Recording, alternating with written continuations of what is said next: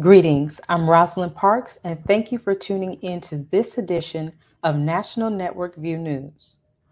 In today's broadcast, Sister Sherrie Muhammad joins us in taking a look at the Final Call article, Education for Life and Nation Building. We take a look at tensions between the U.S. and Russia with Global View contributor Brother Brian E. Muhammad. And for our medical update, Dr. Akili Muhammad speaks on the subject of exercise.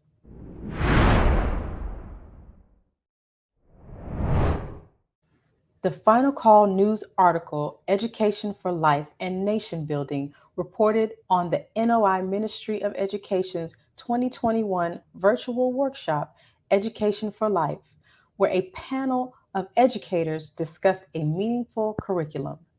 Education comes from a Latin prefix and a Latin main word, duco, ducere. It means to lead, and E means out from. So when one is educated, they are led out from ignorance into knowledge, from darkness into light, from weakness into strength, from powerlessness into power. Real education gives you the tools to master any circumstance that will come up in your life as an impediment to your advancement. Joining us today is NNV Education contributor, Sister Sherrie Muhammad, founder and executive director of Asiatic Minds Online School. Greetings, ma'am. Assalamu alaikum, Sister Rosalind. Walaikum salam. It's a pleasure. Thank you for having me. Yes, ma'am. Now, Sister Sherrie, are independent schools, MUI, and other Black education institutions better equipped at giving our students a meaningful education and true knowledge of self? I would absolutely say yes to that. And because they have the opportunity to think outside of the box, to teach outside of the construct that you find in a public education school. And so that gives our instructors and teachers the freedom to actually teach the truth unhindered, and thereby helping the students to appreciate who they are and have a much better education. Because once you understand who you are and once you see yourself within the education, then that creates a driving desire for you to want to learn more. So, absolutely, Sister Rosalind. Yes, ma'am. Now, you mentioned something very important, which is seeing yourself. Traditional public schools have reinforced Black inferiority and promoted white superiority. What potential impact can education and our curriculum have on the minds of Black and Latino children in the future?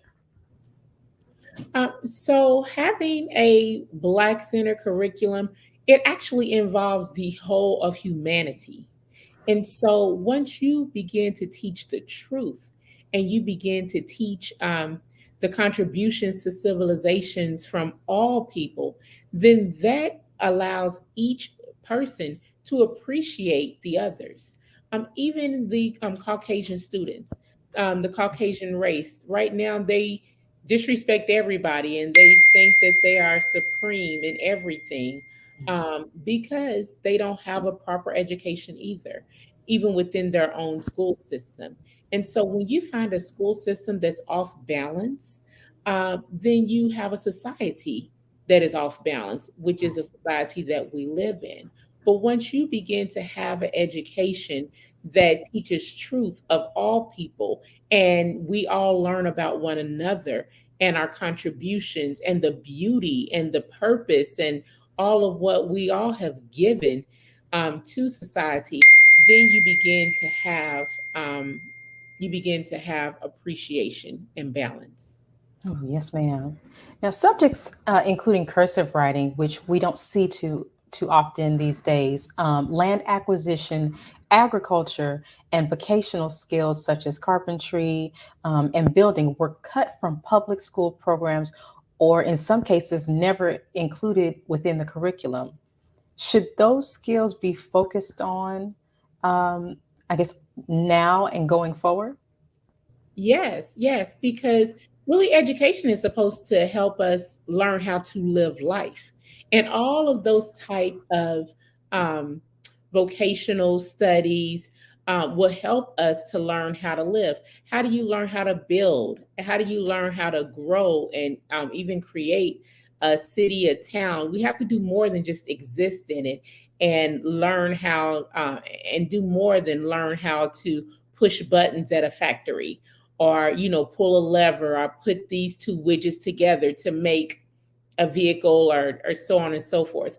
While those jobs are important, we have to learn the basics of society building. And so absolutely, that is one thing that has to be incorporated back into school, is all of those other type of endeavors that we need to involve ourselves in. Mm, good point. How does critical thinking and character and moral development prepare youth for future success and to solve uh, the critical problems of our time? So, I mean, it's just, to me, if you just reflect on the society that we live in, the moral values, the character is almost non-existent. So we can have very intelligent people. We can have doctors and lawyers and scientists, but they can be corrupt morally.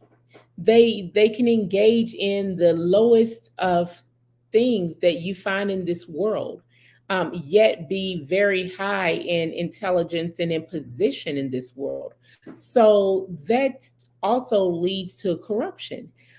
We must teach those character building skills. We must teach those, have high morals that go along with high education, because society should be concerned with pleasing God.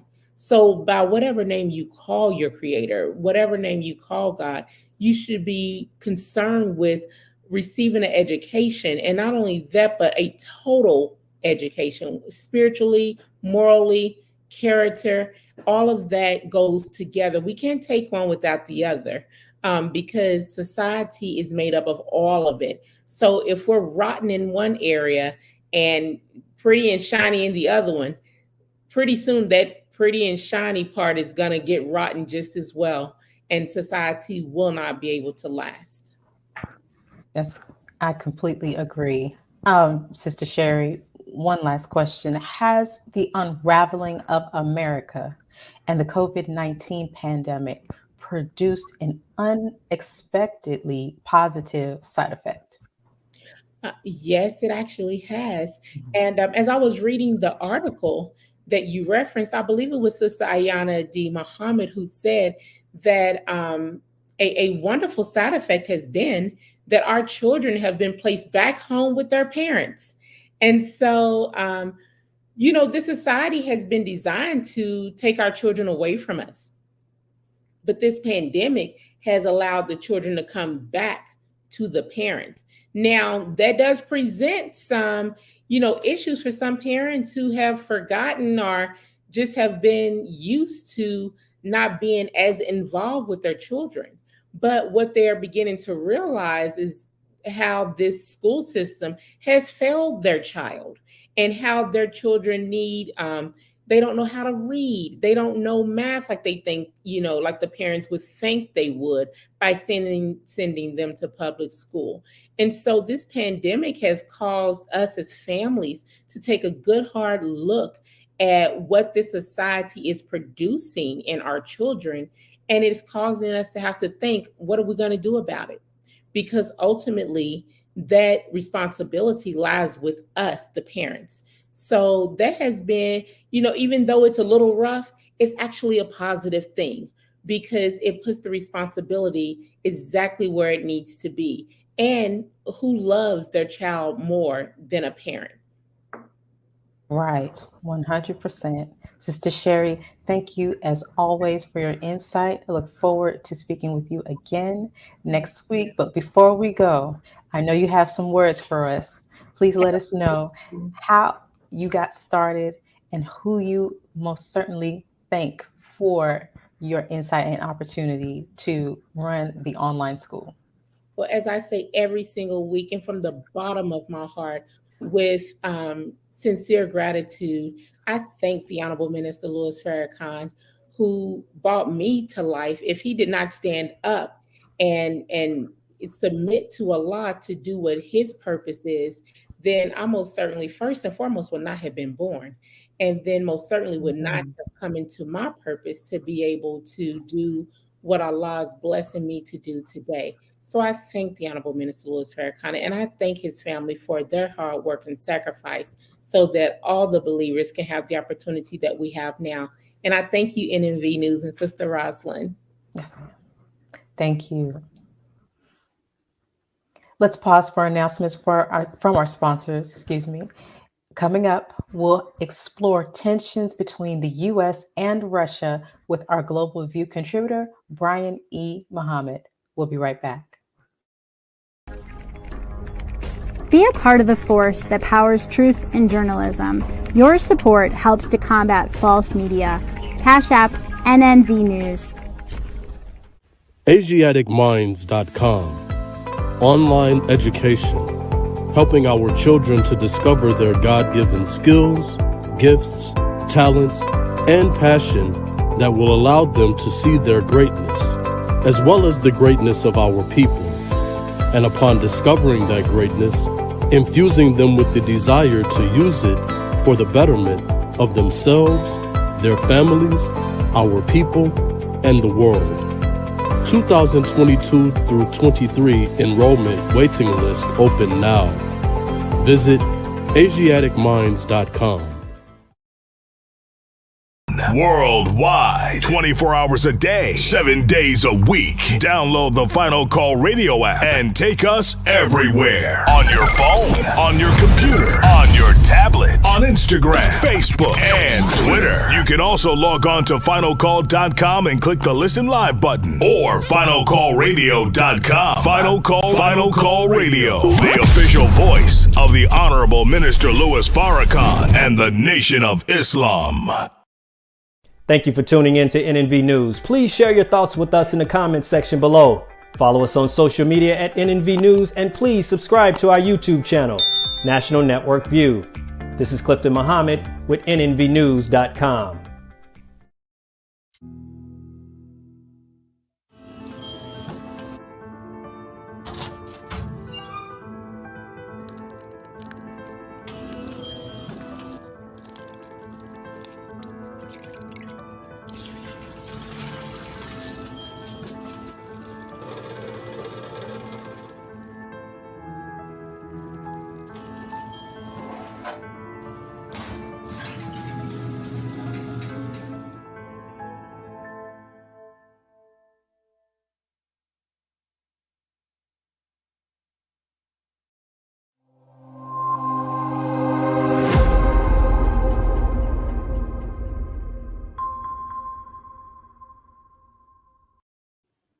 "2022 is already proving to be a year of turmoil as tensions flare around the globe. Hostility between the U.S. and Russia escalate over the Ukraine, and the threat of war looms." Russia's reportedly stationed about 100,000 troops on its Ukraine border and sent troops into Belarus, which also shares a border with Ukraine. Biden said Washington's response to a Russian invasion will depend on its severity. Russia will be held accountable if it invades, and it depends on what it does. It's one thing if it's a minor incursion and then we end up having a fight about what to do and not do, et cetera. But if they actually do what they're capable of doing with the force amassed on the border, it is going to be a disaster for Russia. Biden's remarks about a minor incursion alarmed officials in Ukraine. Shortly after the news conference ended, Biden's press secretary, Jen Psaki, released a statement clarifying Biden's comments about a minor incursion by saying, quote, "If any Russian military forces move across the Ukrainian border, that's a renewed invasion, and it will be met with a swift, severe, and united response from the United States and our allies." Joining us with an update is NNV Global View contributor, Brother Brian E. Muhammad, Final Call News staff writer. Greetings, sir. Greetings, Sister Rosalind. Yes, sir. Well, Brother Brian, tensions between the U.S. and Russia have escalated over Ukraine.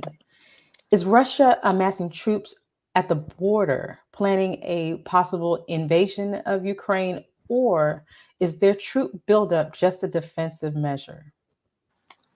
Well, it depends on who you listen to. The Russian Federation, their claim is they're not building up or have plans to use any of that buildup to an invasion. Of course, the Western world, under the North Atlantic Treaty Organization, NATO, and the United States is saying, no, your amassing is a threat to invasion, and this is not something that the world is going to stand by and watch. There's been this ongoing problem between Russia and NATO for a long time. Ever since the fall of the Soviet Union and all of these various republics that came about, and Russia is a standalone country now, the Russian Federation. And so this problem has always been in existence for a little bit of time. When you look at, for example, the NATO buildup, of countries, which poses a threat to Russia, because all those former republics that are now aligning themselves with NATO, it poses a threat really to Russia as far as Russia is concerned, because this is a way for the Western world to kind of create this kind of buffer thing against Russia. And Russia trying to come back as a power in the world since the breakup of the Soviet Union.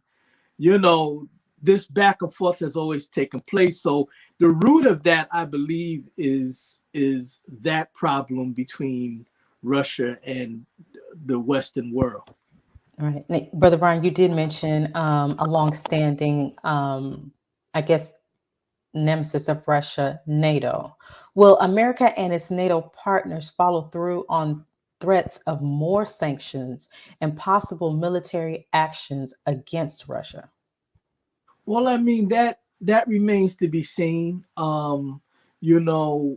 Again, this chest bumping and whatnot, and this trying to put a squeeze on Russia,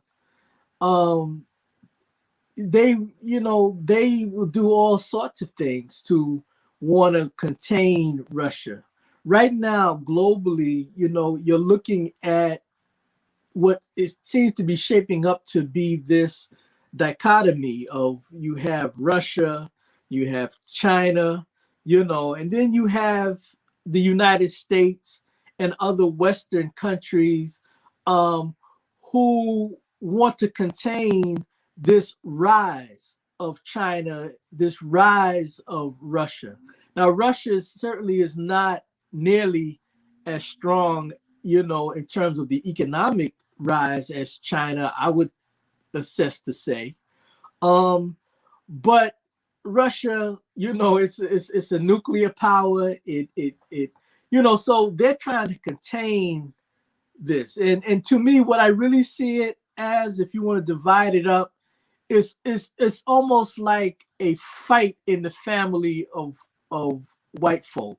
You know what I mean? They're trying to,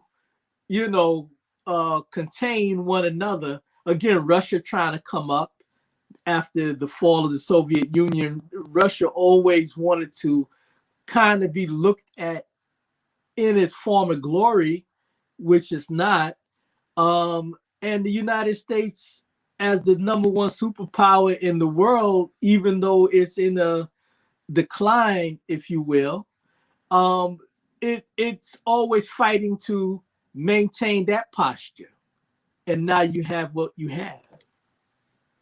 Could the conflict overflow into the war to end all wars, Armageddon? What do you think? Well,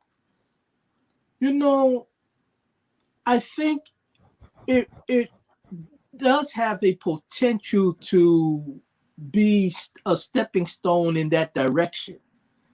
The Honorable Elijah Muhammad talked about a time when Europe will be an all-out war, and in fact, the Honorable Minister Louis Farrakhan, at a major press conference he did in 2011 at the outside the United Nations, he even went as far as to advise the descendants of Africa, the descendants of the Middle East, people from other parts of the world, to begin to go back to the lands of their fathers, leave Europe, to prevent yourself from being present in a day when Europe will be in all-out war. Now, whether this is what's going on with Ukraine and Russia, and now President Biden's talking about placing thousands and thousands of troops there, possibly. Whether this is the lead up to that, again, we have to continue to watch and see. But certainly, it all has the potential to be a stepping stone toward this war to end all wars that you asked about. Yes, sir. Earlier this month, there was a gathering of the Iranian National Guard to mark the second anniversary of Iranian General Qasem Soleimani's assassination. Is there a potential for increased tensions between the U.S. and Iran during this time? Yeah, I mean, it's natural, Qasem Soleimani is viewed as a national hero. He was that before he was assassinated by the United States government under the orders of President Donald Trump. And so when you kill a national hero, the emotions don't end at his janazah or his funeral. The emotions don't end. The love of the people, the respect of the people for such a figure. And so it's natural that every year around this time, Iranians will come together and celebrate the life and work of Qasem Soleimani. And, yes, I mean, it does have, again, a potential to help in escalating tensions that already exist, obviously, between Iran and the United States. But, a lot has to do with what America, again, needs to do to avert war or avert conflict or rhetoric and raw energy from the love of the people for this brother. America has a lot to do with averting such fire, in the way that it acts. So far, the United States posture toward Iran has remained very, very hostile, so again, all of these things fall in the realm of it remains to be seen. Okay, well, another assassination that was, a removal that was taking place was the killing of President Gaddafi. The UN support mission in Libya has expressed concern over the unfolding security situation there. Has all of the years of the U.S.-led intervention in Libya been futile? Well, this move that they made in 2011 in killing Brother Muammar Gaddafi, it opened the door for the confusion that Libya has been in since that time.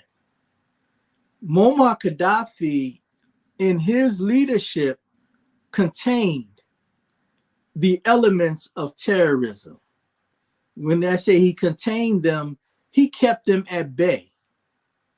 These are the same people that the United States, along with, again, its partner in crime and murder, NATO, used to go in and destabilize or rather invade Libya, and which led to the brutal killing of Brother Muammar Gaddafi. So what that did was that unleashed the dogs of destruction, as the Honorable Minister Louis Farrakhan described it, to the rest of Africa.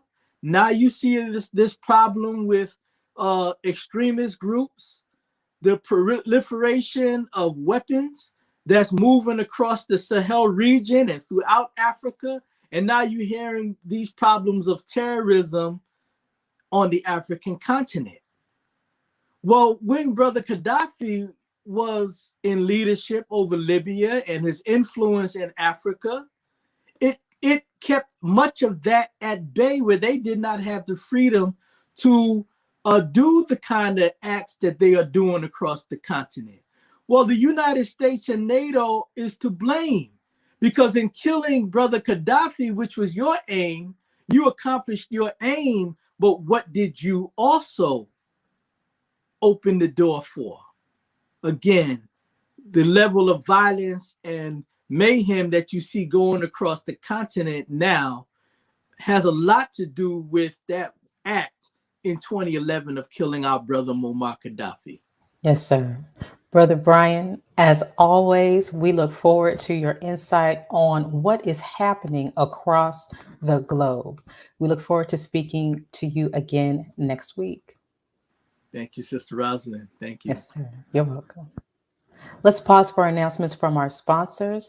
Afterward, Dr. Akili Muhammad joins us to speak on the topic of exercise. We'll be right back. Be a part of the force that powers truth in journalism. Your support helps us to highlight solutions for a brighter tomorrow. Go to nnvnews.com/donate. Individually, we are poor when you compare us with white society in America. We are poor. Collectively, we are richer than all the nations in the world, with the exception of 9. That's power right there, if we know how to prove it. We begin the process of building a greater economic base, and at the same time, we are putting pressure where it really hurts. We don't have to argue with anybody. We just need to go around to these stores and to these massive industries in our country. Say, God sent us by here to say to you that you're not treating His children right. We come by here to ask you to make the first item on your agenda fair treatment where God's children are concerned. Now, if you are not prepared to do that, we do have an agenda that we must follow. And our agenda calls for withdrawing economic support from you. We mean business now, and we are determined to gain our rightful place in God's world.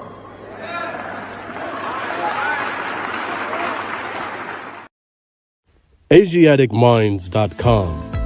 Online education, helping our children to discover their God-given skills, gifts, talents, and passion that will allow them to see their greatness, as well as the greatness of our people.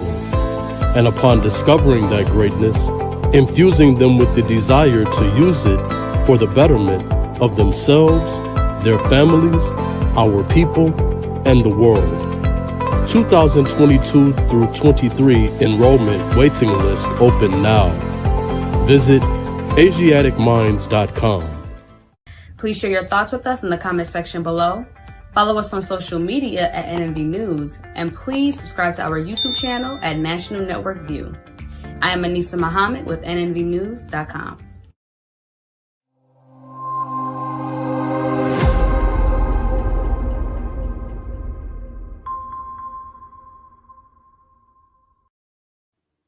Exercise is an integral part of keeping our bodies ready to fend off disease.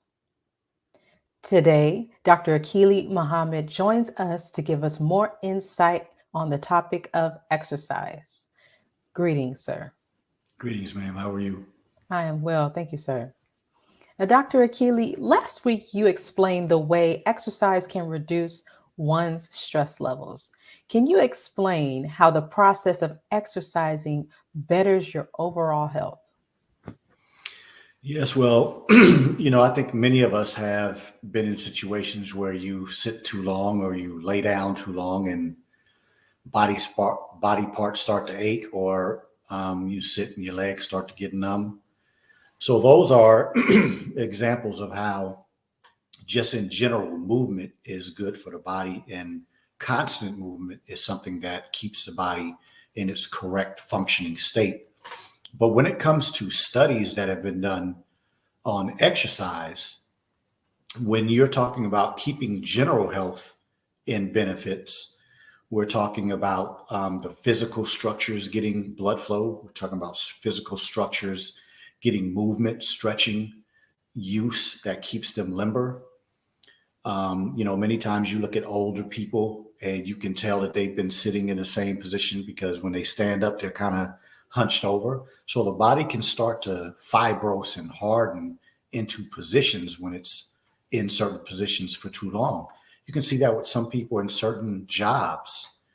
There are certain risks in certain jobs, and people, back in the day where mail carriers used to carry big, heavy bags and they would put it on one shoulder, and years later, you would see that person in one shoulder would be leaning lower than the other one. So those are just some examples. But in general, as I spoke yesterday about the endorphins and the positive hormones that can be released in the body with exercise, you can also take a person who has high blood pressure, and exercise can help over time, can help bring the blood pressure down. A person who is a diabetic, exercise can help burn off some of those sugars, which will over time bring down your sugar levels.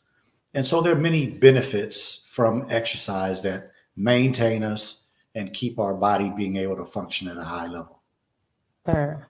Now, with America specifically, but I guess across the world, the push for medicine to correct or ease some of the symptoms and ailments that we suffer from today.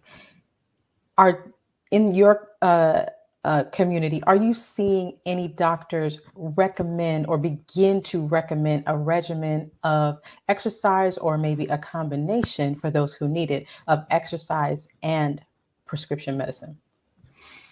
It's amazing that you asked that, because in my years of practicing medicine and going to some of these meetings where doctors come for their annual or periodic re-education, I literally hear a lot of communication from doctors, and they really seem to be, I would say, frustrated with themselves.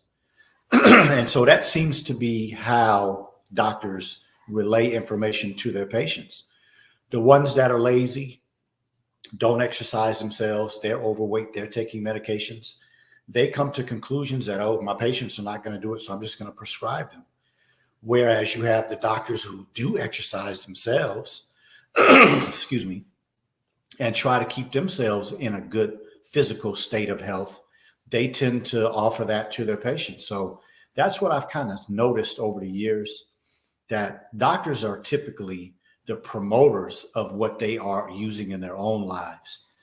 And even those doctors who are trying to make some changes within themselves, they typically lean on what is taught in medical schools and residency programs, and that is promotion of pushing medication. So it's not, I don't think, the most common, most prevalent, but I believe, again, as we've talked before, if people take time to do research on doctors and pick the one that fits you correctly, then you may make the right choice and choose one that's going to give you a good array of things to do to keep your health well.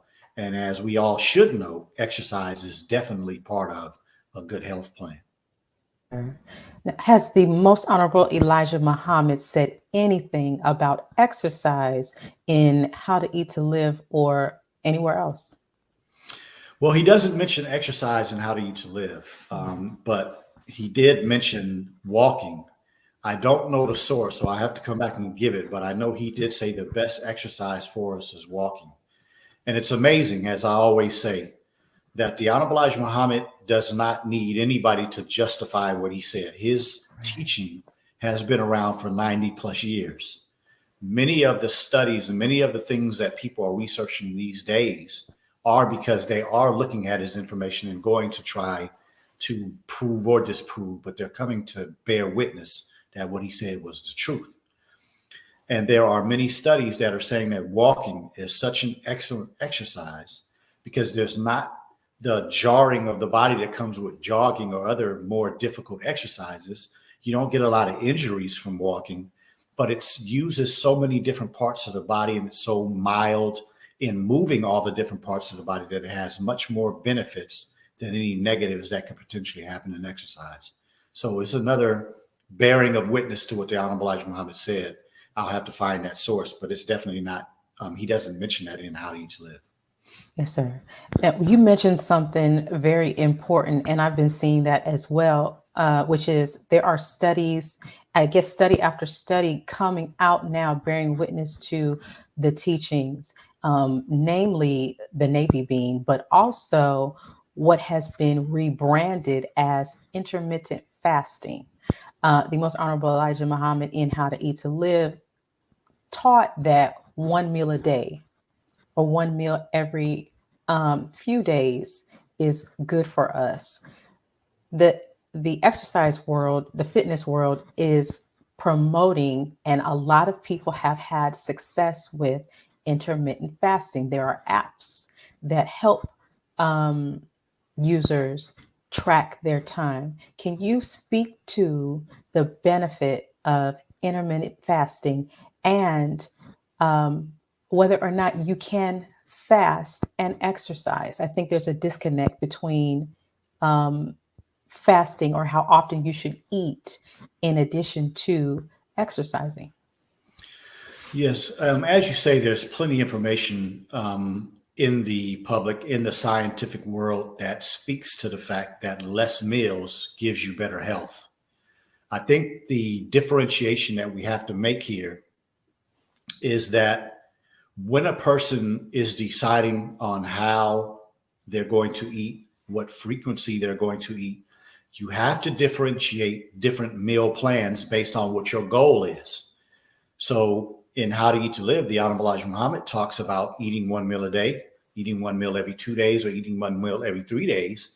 And in that progression, you live longer and you have less sickness. So if that is the goal of a person, there is no health plan that's going to be better than what the Honorable Elijah Muhammad set up. But there are studies out there under the name Methuselah Mouse, under, like you say, intermittent fasting, and they will use the moniker OMAD, which stands for 1 meal a day. But there's so much scientific information out there that is proving that the longer the periods of time in between meals, the more the body heals and the less the body ages. Now, when we take that premise and we go to exercise, you have to look at things differently, because you can't take a professional athlete that is doing very serious training 2 or 3 and 4 times a day sometimes and tell them to eat 1 meal a day. They're burning too many calories. They're working their body too much to be able to do that type of eating.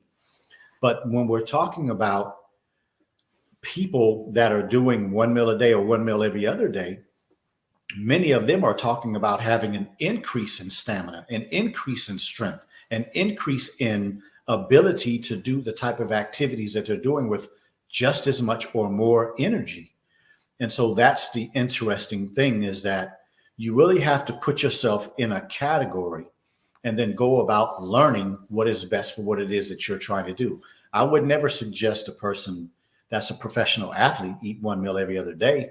And that's consistent with what the Honorable Elijah Muhammad said, because he said that people that are working physical, laborious jobs should not try to eat 1 meal every other day or 1 meal every 3 days. The physical labor that you're going through needs to have the type of nutrition that feeds the body every day so you can keep up with that type of activity. But again, if we go back to the general population of people that sit down every day, people that don't do physical, laborious things on a regular basis, that person, if they're interested in having longevity and living a sick-free life, then there is nothing that has been proven to be more beneficial than longer and longer and longer times in between those meals. Yes, sir. Thank you. And finally, Dr. Akili, is there a particular amount of exercise one should do in the week for just general health? And once you answer that, let us know what's going on with the Ultimate Wellness Group as well. Yes, ma'am.